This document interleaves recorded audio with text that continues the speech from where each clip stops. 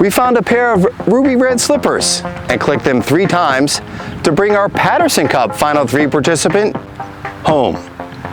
Jeff Osberg grew up playing junior golf right here at Waynesborough Country Club. His father Rick was the club's golf pro for a decade plus beginning in the late 1980s. Jeff's game is a bit elevated since those youngin' days.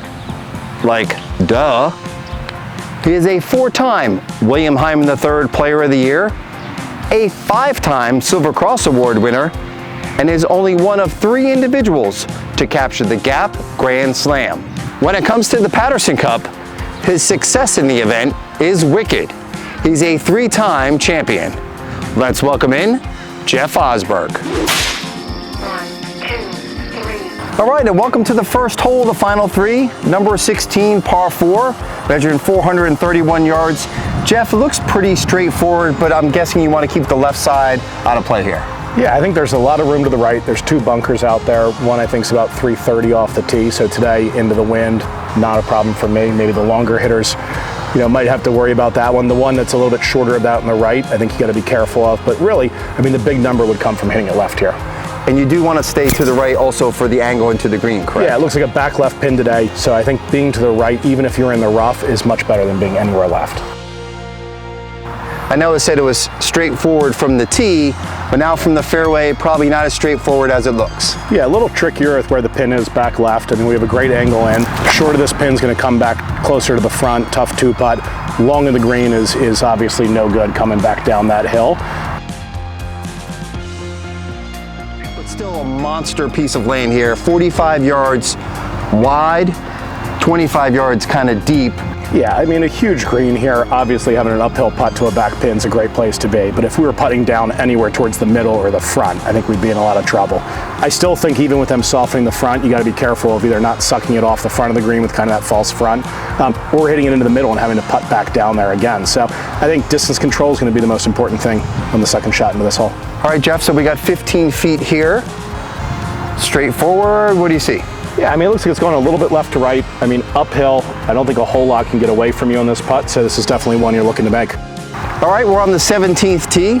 Great birdie there, Jeff. Thank you. Just want to let you know nobody's ever birdied all 3 of the Final 3, so we have a chance. All right. 216 the tee box. A little bit downwind today, but this green is really what the shot's all about, right? Yeah, another big green, pins tucked behind the bunker, obviously makes it way more difficult than if it was somewhere on the left side. But I think, again, a great hole to make a par on. If you can hit something to the middle of the green, try to 2-putt and get out of here, save your opportunity for the 18th hole. All right, Jeff, center of the green, safe shot on this monster green, 35 by 25 again, kind of comparable dimensions to the last one. Yeah, I said to the pin back right, I thought middle of the green was a great spot. If the pin was up front, I think you want to favor a little bit shorter of that and try to leave that uphill putt, because coming from here back down I don't think is any good.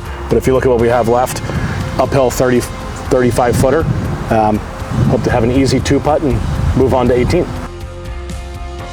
So we're 1 under. We're okay. We're okay. We're in contention. I like it. Now we come to the beast. 580, last part of it, all uphill. Yep. May need an Uber to get there, especially since you guys are walking 54 holes in the heat.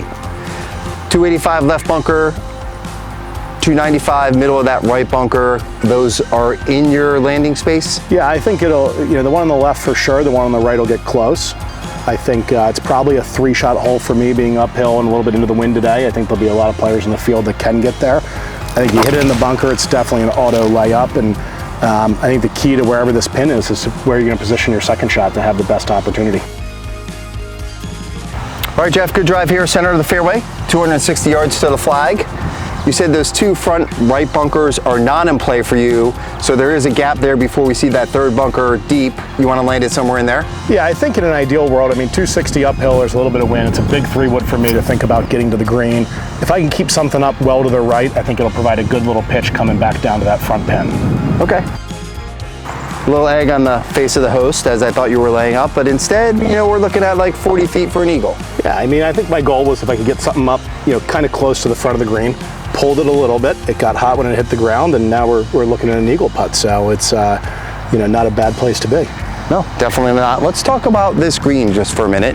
Sure, I think if the pin's in the back, I'm still going to play it the same way. I wouldn't be disappointed having this, to try to two-putt for a birdie. I mean, obviously a very difficult two-putt, but I still think hitting it out to the right of the green provides you the best angle to come in here.